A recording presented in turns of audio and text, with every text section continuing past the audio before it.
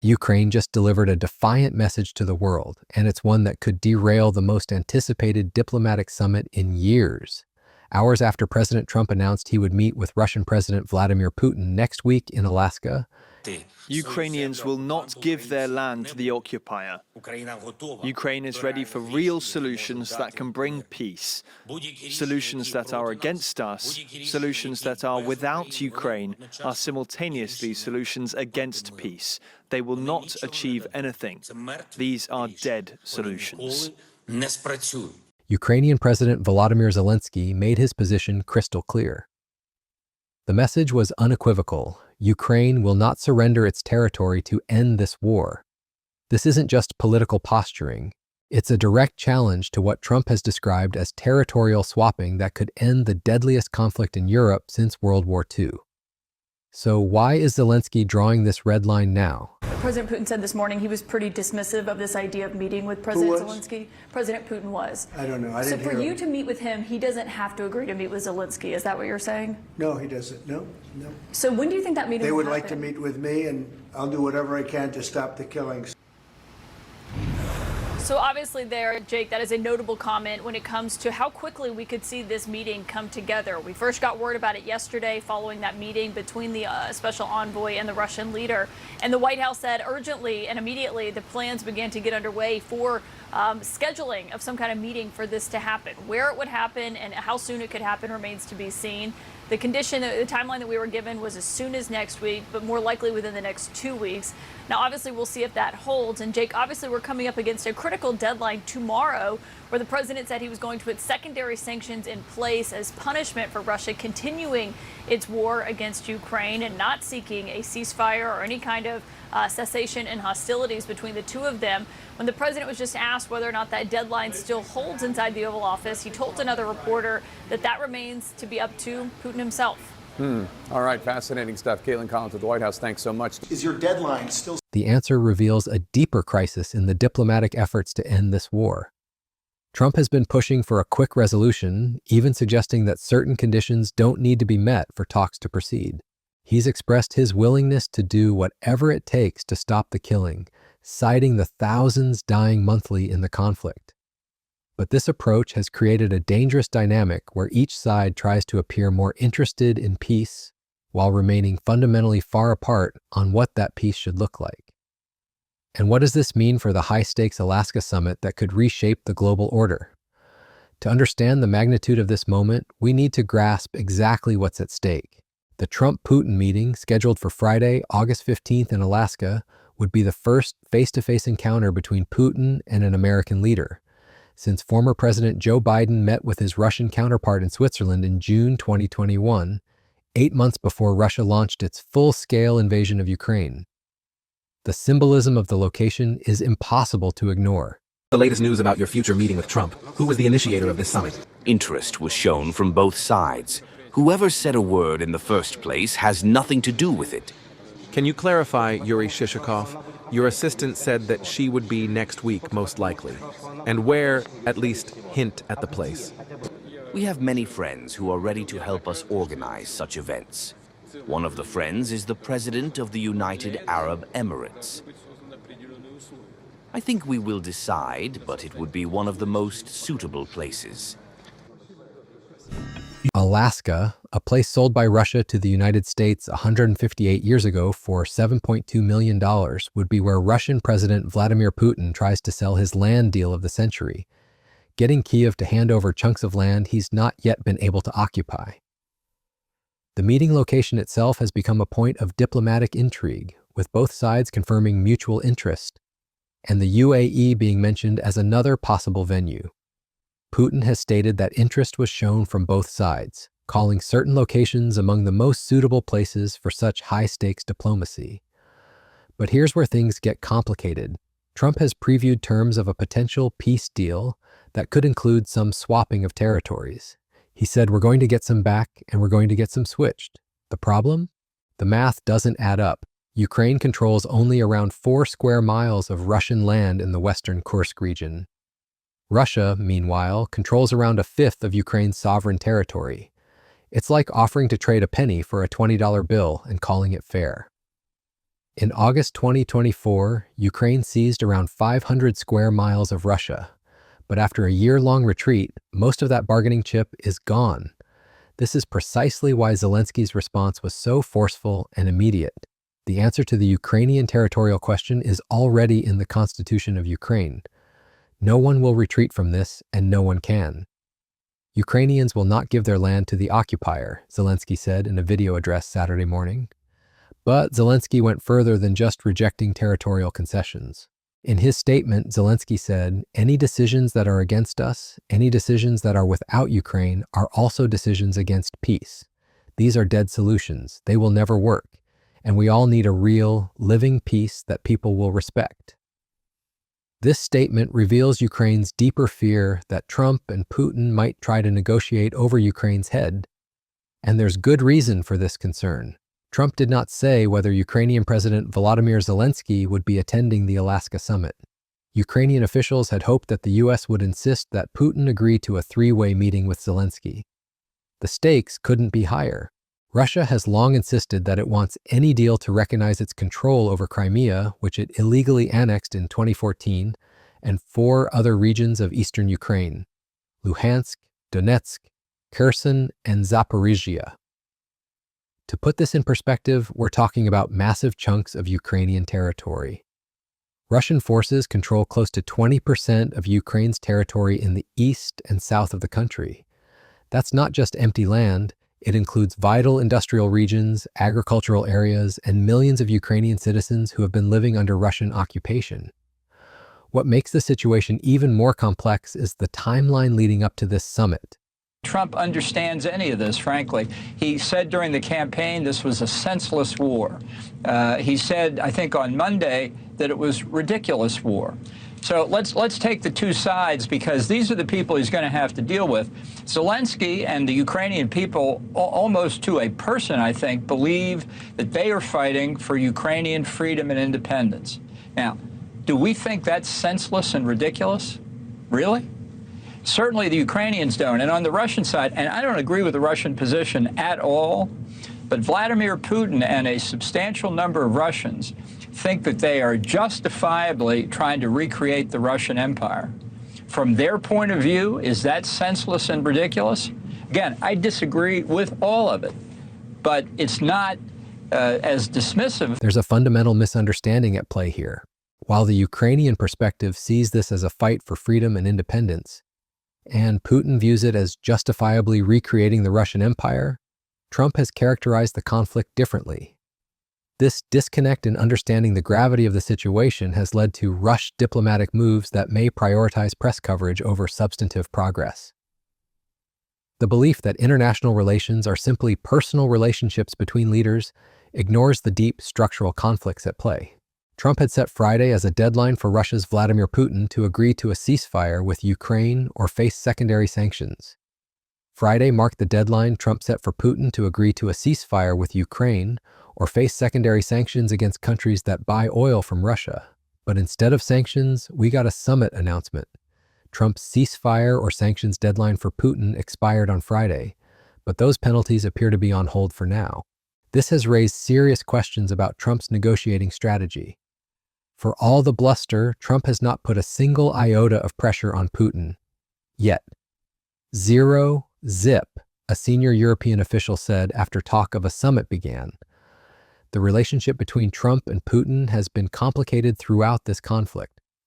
Trump, who once said he could end the Russia-Ukraine war within his first 24 hours in office and touted his personal relationship with Putin, has expressed increasing frustration with the Russian leader.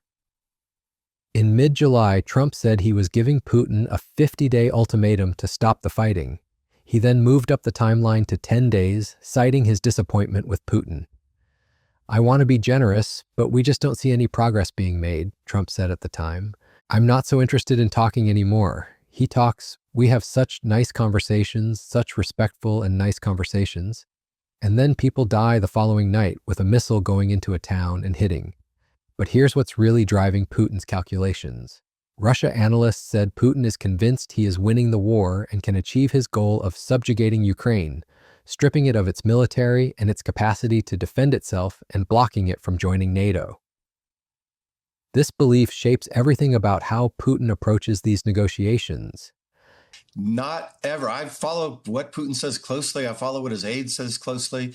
Never once since he launched this full-scale barbaric invasion of Ukraine has he hinted that he's changed his goals. Remember, if you buy a map in Russia today, 4 of the territories of Ukraine are part of that, Crimea as well.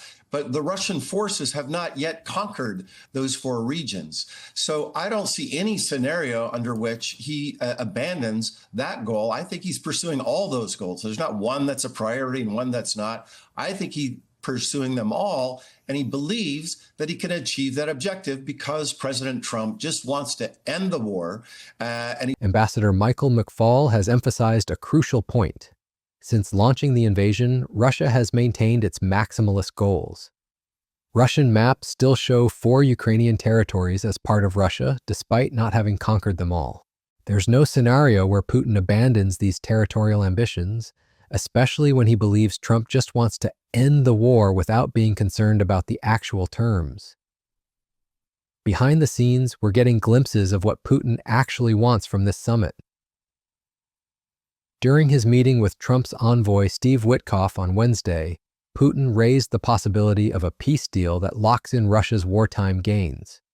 U.S. officials have said a plan offered by Russian President Vladimir Putin to halt the war in Ukraine would include significant territorial concessions by Kyiv. The plan, which Putin presented to U.S. President Donald Trump's foreign envoy Steve Witkoff in a meeting in Moscow on Wednesday, would require Ukraine to cede the eastern Donbas region, the majority of which is currently occupied by Russia, as well as Crimea. For Ukraine, accepting such terms would be devastating.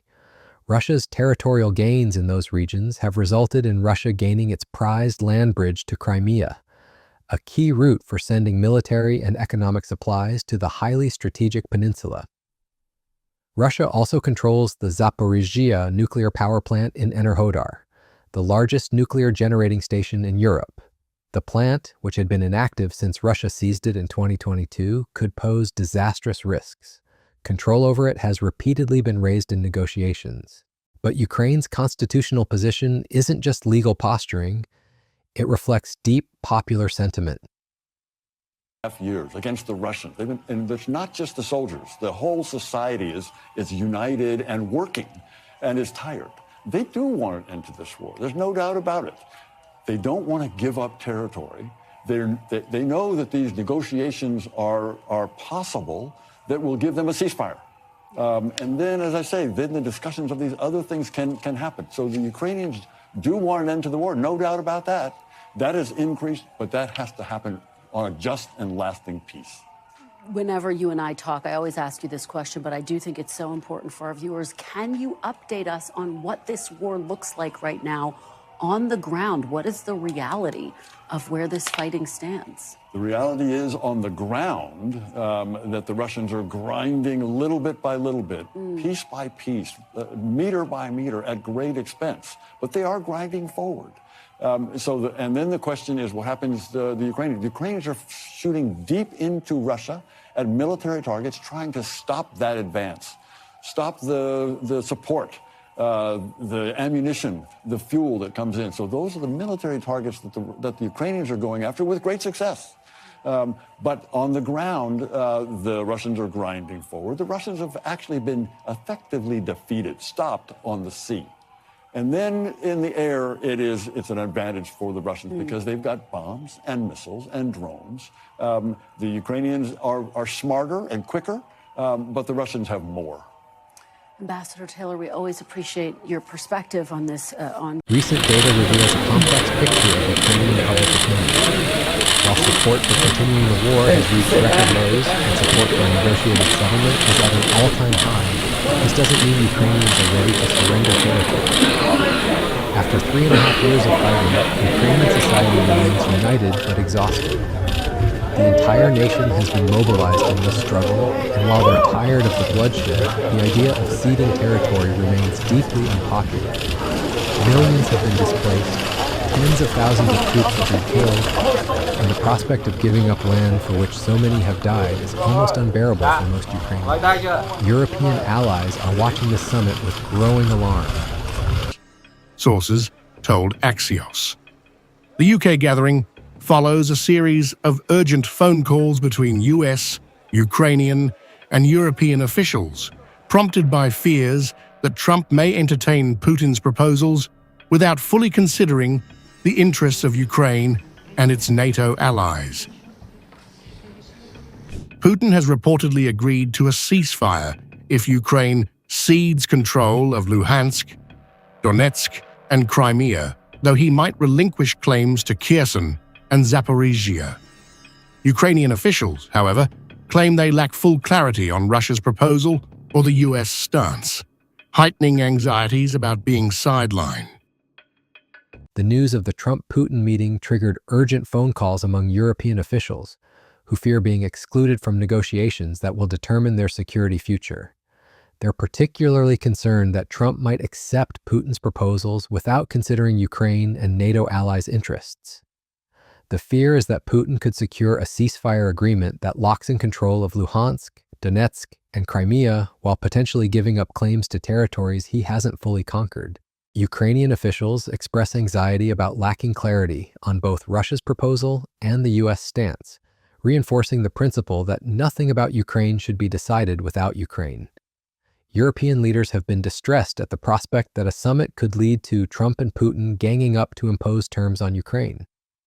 Ukrainian and European officials are nervous that Putin will seek Trump's approval for peace terms that they find unacceptable and put the onus back on Ukraine to make peace. The timing of this summit is also crucial. The conditions around Friday's summit so wildly favor Moscow. It is obvious why Putin leapt at the chance after months of fake negotiation, and it is hard to see how a deal emerges from the bilateral that does not eviscerate Ukraine. What's particularly concerning for Ukraine is Putin's track record with negotiations. The Ukrainians are deeply skeptical about Putin's intentions. They believe the Russian leader engages in talks to give the appearance that he wants a peace deal, but think he's actually buying time to continue the war. The military situation on the ground continues to deteriorate for Ukraine. Yet for more than 2 years, the front lines have barely changed. With more troops and firepower, Russia is making incremental gains at a high cost, but has not achieved any major breakthroughs. Ukraine has remained mostly in defensive positions. On the ground, the Kremlin's larger army is slowly advancing deeper into Ukraine at great cost in troops, while it relentlessly bombards Ukrainian cities. Even as diplomatic talks proceed, the violence continues unabated. Overnight, Russian drone strikes hit a minibus in a suburb of Kherson, killing 2 and leaving 6 injured, the region's prosecutor's office said Saturday. Ukraine's Air Force Command said Saturday that Russia launched 47 drone strikes overnight in multiple Ukrainian regions, with 31 of them making landfall. This is the brutal reality that underlies all the diplomatic maneuvering. While Trump and Putin prepare to meet in Alaska, Ukrainian soldiers and civilians continue to die every day. For Zelensky, this isn't just about territory, it's about survival. Zelensky's address described how Ukraine's partners must understand what a dignified peace is and that Russia must end the war. He said that the Ukrainian territorial question is in the constitution and that no one will deviate from this, meaning that Ukrainians will not gift their land to the occupier. The international implications of this standoff are enormous. Ole Shamshir, senior fellow at the Eurasia Center at the Atlantic Council, told Newsweek, concessions to Putin would be a prelude to new Russian aggression, which will be not limited to Ukraine and may target Article 5 territory. This is the fear that haunts European capitals, that appeasing Putin in Ukraine will only encourage further aggression against NATO allies. The Alaska summit is being billed as a potential breakthrough, but the fundamental positions remain unchanged. Although Trump's agreement to a meeting suggested a chance for progress, it was far from certain anything substantial would be achieved. Peter Watkins, an associate fellow at Chatham House, a London-based think tank, told NBC News Saturday, "The underlying issues have not changed," he said. For Russia, this isn't just about territory, it's about controlling Ukraine as a whole. Putin's ultimate goals go far beyond just grabbing Ukrainian land. It is unlikely Russia has changed its position on its ultimate war aims, which involve a demilitarization of Ukraine, removal of what it views as Zelensky's anti-Russian regime, as well as ensuring Ukraine's neutrality, said Tatiana Stanovaya, senior fellow at the Carnegie Russia Eurasia Center. To his credit, Putin has made it clear what he wants from the start: all of Ukraine subjugated or occupied, and a strategic reset with the U.S. that involves it dropping Kyiv like a stone. Meanwhile, efforts are underway to coordinate the Western response. Senior officials from the U.S., Ukraine, and several European countries will meet on Saturday in the UK to try and reach a common position ahead of the planned meeting between Trump and Putin. European national security advisors and the White House were expected to join a call to make sure everyone has a common understanding of what is under discussion with Russia. But the fundamental question remains: can Ukraine maintain its position in the face of potential U.S.-Russian pressure? In an interview on NBC News Meet the Press, Ukrainian President Volodymyr Zelensky laid out his vision for ending the war in his country in partnership with President Donald Trump, making clear that he would never accept a peace deal negotiated by the U.S. and Russia without Ukraine at the table. "I will never accept any decisions between the United States and Russia about Ukraine. Never," Zelensky told Meet the Press moderator. The Alaska summit represents a critical juncture in this conflict. The planned meeting is a win for Putin, who gets an official visit to the U.S. The Kremlin has already invited Trump for a follow-up meeting in Russia. But for Ukraine, the summit could represent an existential threat if it results in a deal that legitimizes Russian territorial gains. As we approach August 15th, the battle lines are clearly drawn. Trump wants to end the war and believes territorial compromises are necessary. Putin wants to lock in his gains and achieve his broader strategic objectives. And Zelensky has made it clear that Ukraine will not accept any deal that rewards Russian aggression with Ukrainian territory. The Alaska summit may determine not just the future of Ukraine, but the future of the international order itself. Will the principle that borders cannot be changed by force survive? Or will we witness the birth of a new world where might makes right? The answer may come down to whether Ukraine can maintain its defiant stance in the face of superpower pressure. One thing is certain: Zelensky's message couldn't be clearer. Ukraine will not give up its land to end this war. The question now is whether Trump and Putin are listening. Thanks for watching. If you want to see how this diplomatic crisis unfolds and stay updated on the latest developments from the Ukraine war, make sure to subscribe and hit that notification bell. The Alaska Summit could change everything, and we'll be here to break it all down for you.